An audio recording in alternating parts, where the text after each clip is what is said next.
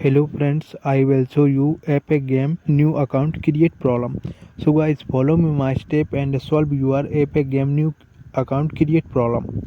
So guys, first step, open your phone setting and scroll now, tap apps option and click now, manage apps option click now, and search bar option click and search now Chrome app, tap now and tap clear data option and clear cache option click now, ok option click, go to back and open your app store या play store app and search now Chrome, update now your Chrome application and go to back,